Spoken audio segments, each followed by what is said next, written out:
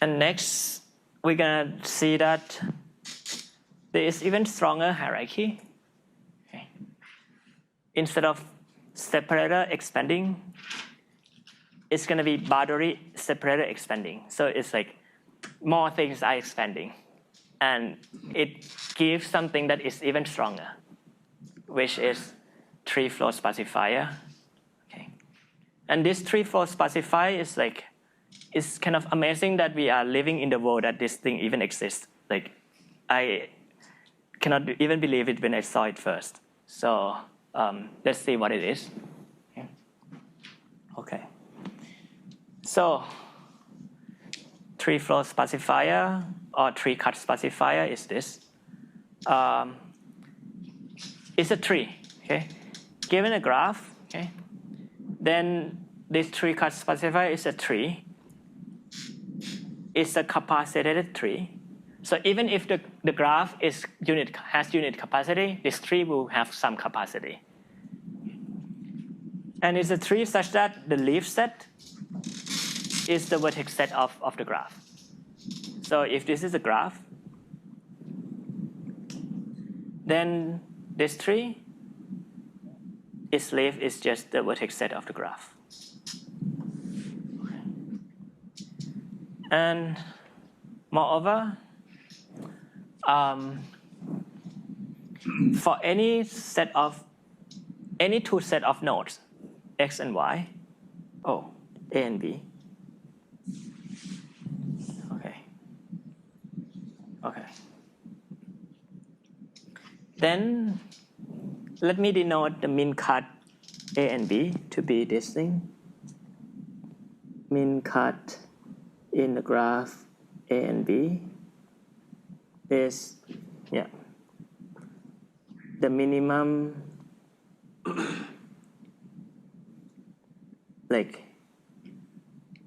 minimum capacity is the size of the min cut that separate A and B. So minimum size of cuts that separate A and B. So in picture, it's like if you have a graph and I have some set A and some set B, I ask if find a cut such that the total capacity here is smallest. That's separate A and B. The cut that after you remove, then A and B are not connected.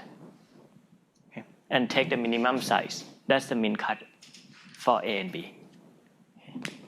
And A and B don't necessarily have to be just one node. It can be some. Yeah, can be any set of nodes. Two disjoint set of nodes. Okay. Good.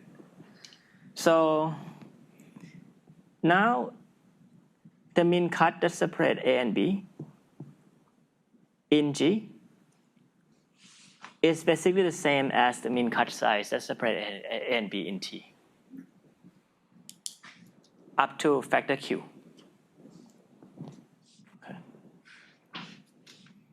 So this is really, really strong because there are exponentially many sets A and B, right? You can choose any subset A and B you want. And then this single tree T preserve this cut value, this min cut value that separate A and B. Okay. So I'm not sure you have, this is a single tree that's approximate 2 to the n cuts of G. Why? If you think of if you take A and B to be, let's say if you take A and B is A is A and B is V minus A. So min cut of A and V minus A is just the cut size that cross A, right? So this cut size is now can be approximate in T just by looking at how to separate A and V minus A in T. But so like take A to be distinct, take V minus A to be distinct. Then you ask how to separate these two. Maybe you need to cut it like this or something. But you can separate any cut in using T. Okay.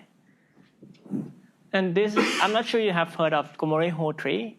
Gomori-Hu tree is kind of nice, but it only preserves something like pairwise mean cut, like 2 to the n, like n square many pairwise mean cut. If you don't know, don't worry about it. But this tree preserves exponentially many cuts, so really super strong. Okay. Any question about this definition? Do you have any constraint on the size of T? A constraint on the size of T? Yeah, like, can it be like really large? No, because if you, it will be small. Yeah, it will be like n edges. Yeah. But that's kind of it's all kind of follow from almost from here. Like if you have n leaf, and you have a tree on n leaf, and you don't have super long path. Like if you have a long path, you can just kind of contract it to one edge. Then it will have at most n edges.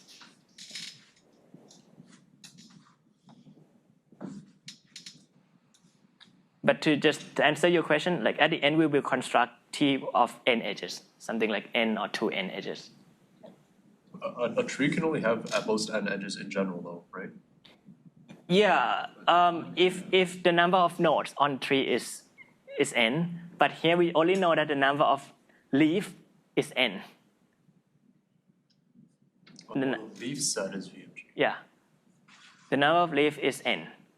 There can be like non-leaf, yeah, but the number of non-leaf is just going to be at most n too. So we will construct it like that. Yeah.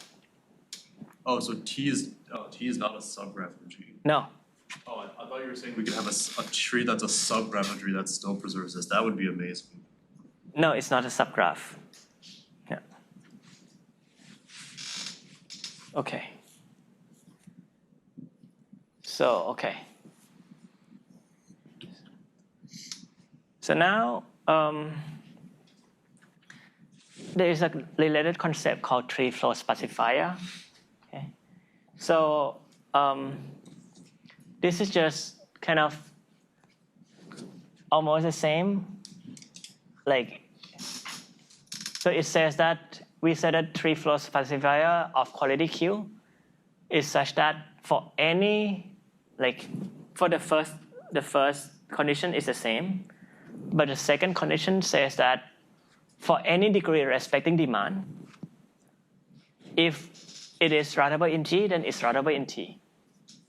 And if it's routable in T, then it's routable in G with congestion Q. So I let this be exercise to say that if you have a tree flow sparsifier of quality Q, then you get a any tree flow sparsifier of quality Q is a tree cut sparsifier with quality Q too. But if you have tree cut sparsifier of quality Q, then it's also a tree flow sparsifier with a bit lower quality, with a bit worse quality by log n. Why is that flow cut gap? How is that exactly? Try to convince yourself. Okay. So it's similar why like flow expansion is almost the same as cut expansion up to log n factor. And our goal is to build the tree cut sparsifier with quality log square. Okay. And depth log n. Okay. And this is a state of the art. We will not we will not look at the state of the art, but this is still quite nice. Okay. So this is a tree that preserve every cut up to log square factor, and the depth is just log n. It's a balanced tree. I don't remember, did you mention, was this like one of the research problems? Like one of the final project options was like something about tree sparsifiers? The research question is like to kind of give the exposition of this result. Yeah, I think one of the options on that piece of paper was something regarding that. Yeah, just to like read the paper and and write the nice exposition paper about this. Was there one problem that was like to improve this then? You can hope to do that, but I think it seems hard to me. Yeah. Okay. So what we're gonna do is that, let me tell you first some application of tree cut or flow sparsifier quickly. Right now you should get a feeling that it's really strong, but let me at least tell you some application quickly too. And then it's gonna be the case that and then we're gonna define this thing, and then we're gonna construct tree flow sparsifier from this another kind of expanded hierarchy. Okay. And this thing we don't have time for sure. Okay. And so on Friday. Okay. So let's look at some application. Okay. So first easy application is maybe like given a tree, cut sparsifier with quality Q and depth D. Okay. Suppose that I have a graph. So this is a graph, an ST here, and I have a tree cut sparsifier of a graph here. Okay. Suppose that I want to approximate ST min cut value. What can I do?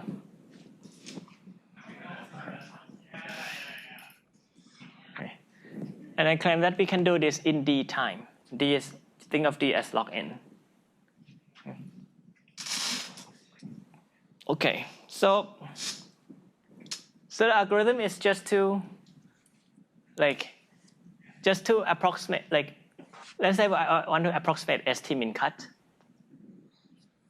So it's enough to just compute ST min cut in a tree, because this tree approximate cuts only even for every pairs of sets.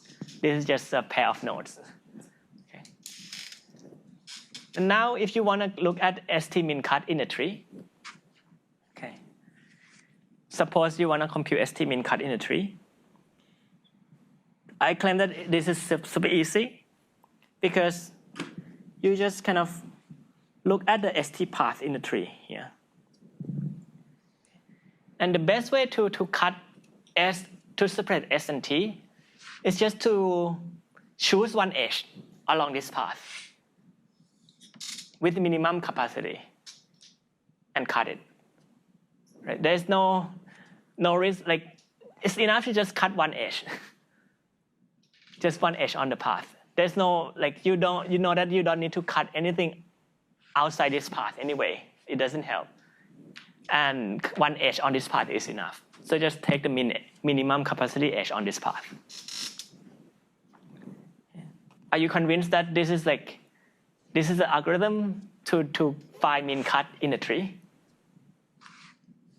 So it should take at most 2D steps. Yeah, just 2D step. Walk along this path. Look at the guy with minimum capacity. Are you convinced that this is correct? That will give us a Q approximation. It will give you Q approximation. Exactly. Okay. So, yeah. So this takes 2D times, and you get a min cut in a tree, but it's a Q approximation. The min cut in tree is a Q approximation for min cut in G. So that's it. You can compute min cut easily. And analysis is just what I say here. Okay. Okay, so next is vertex sparsifier. If you look at the homework one, we have, like I asked you to show this, that is given any graph, okay, and any terminal set of nodes U. There is a graph such that it kind of preserve cuts between every pairs of nodes again. This is what I asked you to prove. That is, for every pair xy, the mean cut separating x and y in G is preserved in H up to log square factor. And the size of H is going to be like degree of U. So this will follow from our flow, like vertex sparsifier for flow that you have seen. And it will imply like vertex sparsifier for cuts.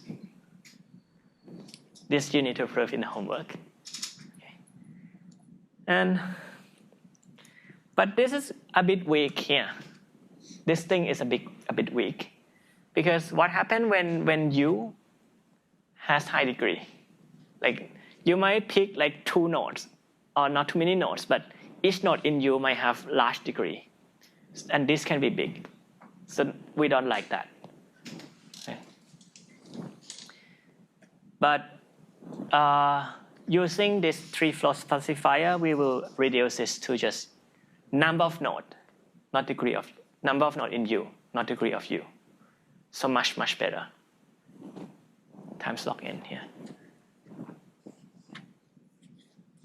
Okay, let's see how. Okay. So again, you have a graph, you have some set of node U, and you have the tree here, which is the set of node U is here. Just the same thing. Okay. Same set U. Okay, so now let's look at TU, where TU is like a union of root to leaf path in T for every node in U. So TU is like this thing. For each node in U, take the path to the root and union all of this. That's TU.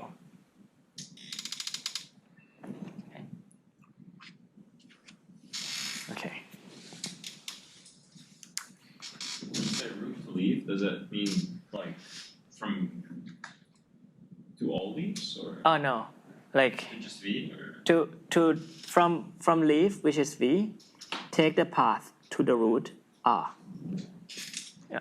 Oh. And do this for every node in U.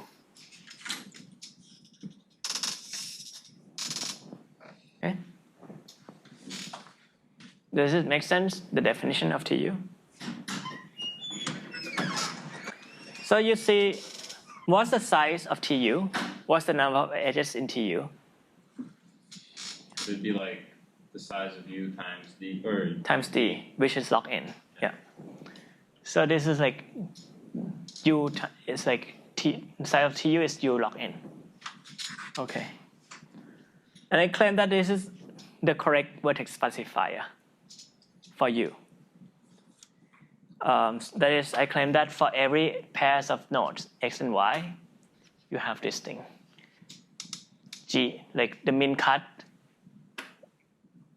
That's like for every subset of terminals, X and Y, the mean cut is preserved in TU. For any subset XY, look at the mean cut in G. This is also preserved in TU. Okay. So why is that? So I claim that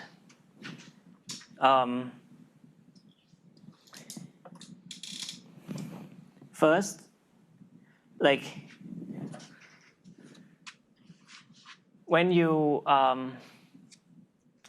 let's compare TU and T. Okay.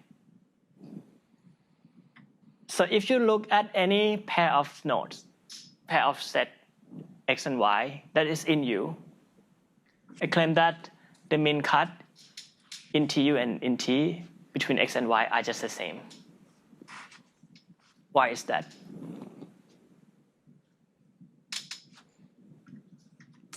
The reason is that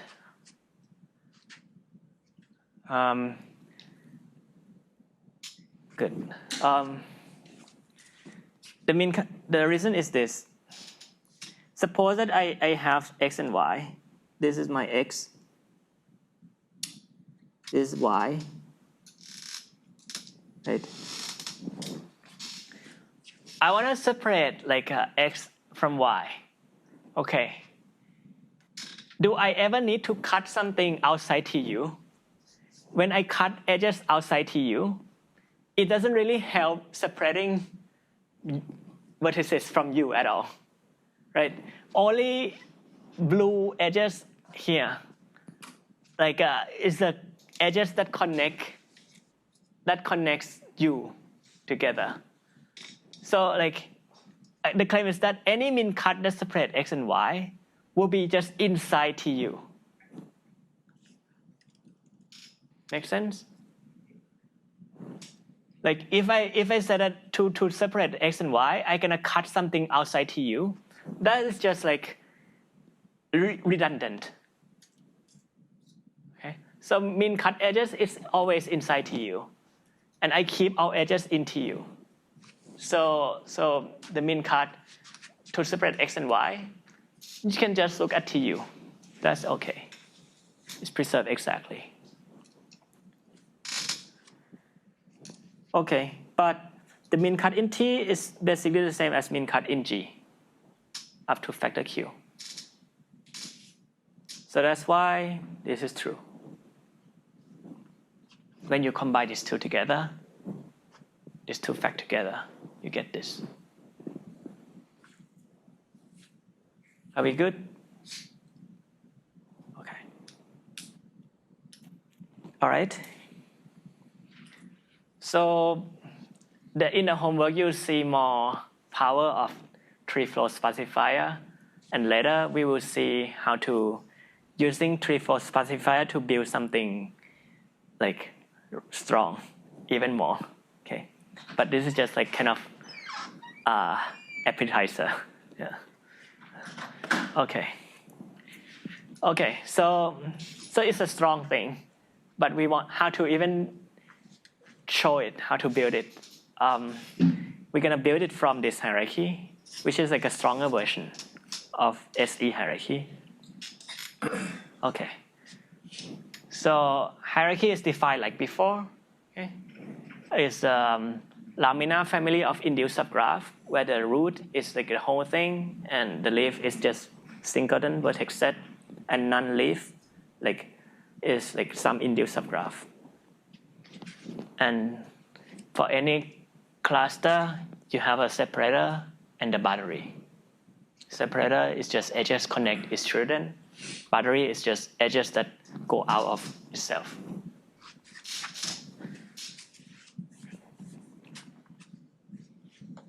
Okay, the definition of BSE hierarchy or Boundary-Separator-Expanding hierarchy is almost as the name suggests. It's a hierarchy such that for each cluster H in the hierarchy,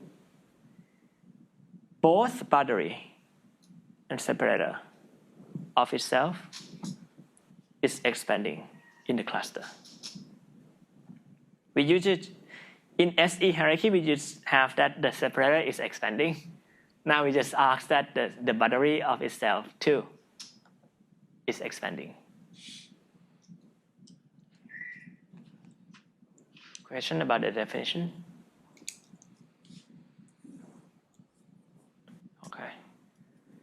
So let me give you some example. Like on the top level, okay, you ask that the separator and boundary of top level cluster is expanding, but there is no boundary because the top level there's just no boundary. So this is just say that the separator is expanding. This is just like before, but things are different when you go to the next, like the lower level.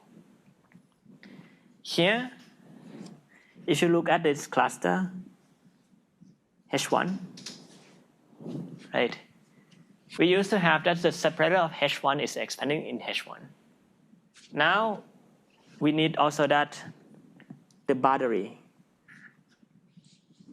of H1 and the separator is expanding in H1.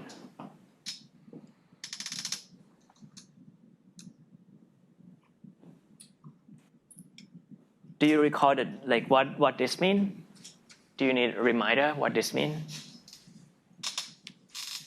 It means that the node weighting, right? The degree of this thing of H1 plus the degree of separator of H1.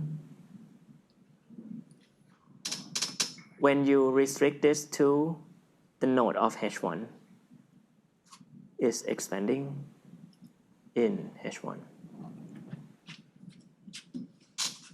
Yeah. But wouldn't the kind of, say if we look at H1, wouldn't the boundary also be kind of a subset of the separator? Or? No, the boundary is distinct. But it's kind of like It's a subset of separator from above. Exactly. Yeah. So boundary of like some level I is a separator of some cluster above it.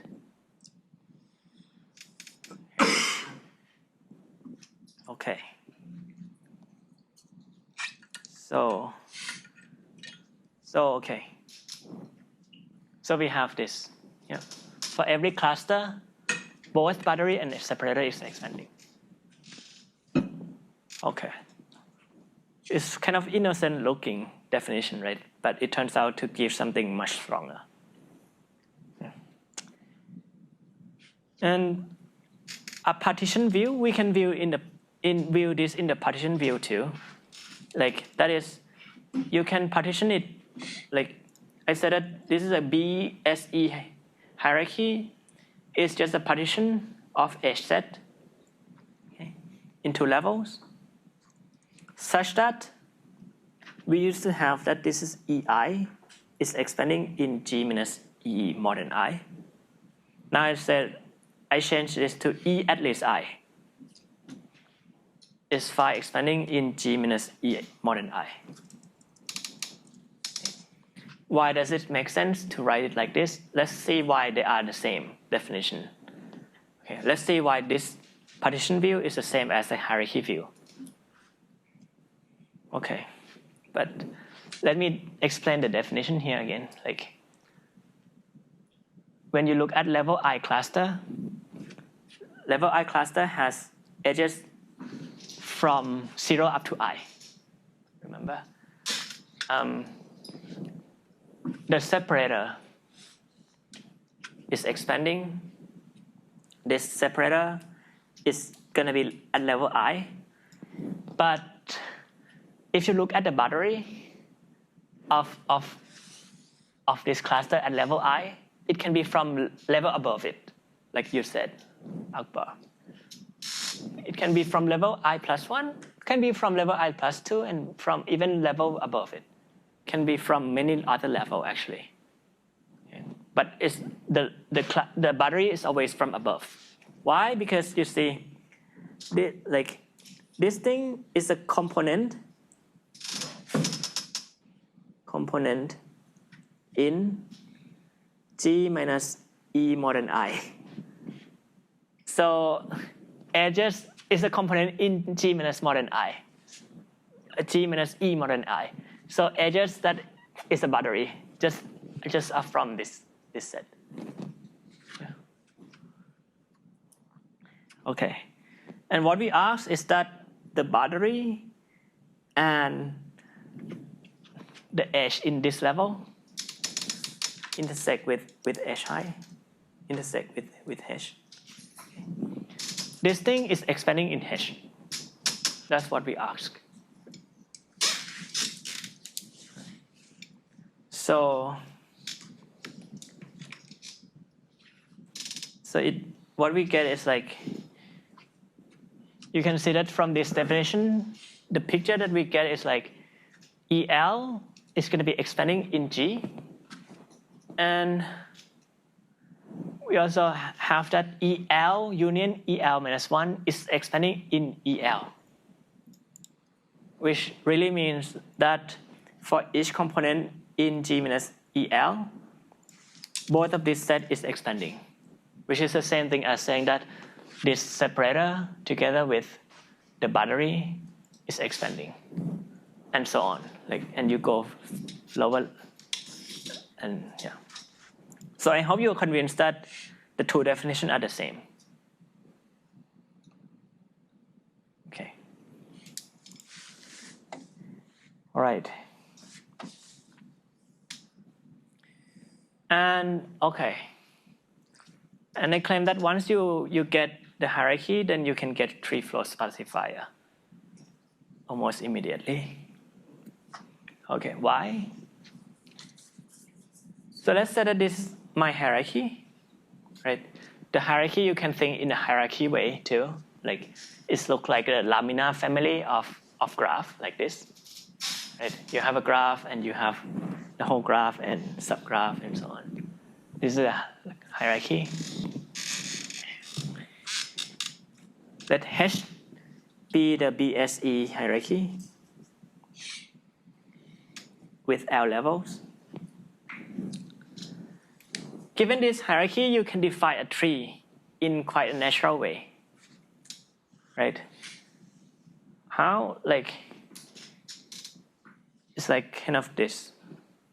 For each cluster H, you create a tree node for like US, like this. The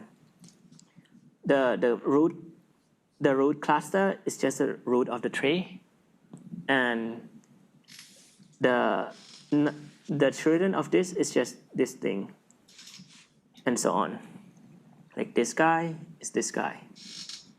Okay, you can see the tree, right? This is like a natural tree that you define from the hierarchy. Okay, and then I'm gonna define the capacity of the tree, of edges in the tree, in a natural way. So if you look at an edge from US to its parent, just look at the cut size of this cluster. Look at the boundary, the boundary size of the cluster. That's the capacity. So in this case, this is 4. What's the capacity of this edge? This edge from US prime to the root. What's the capacity?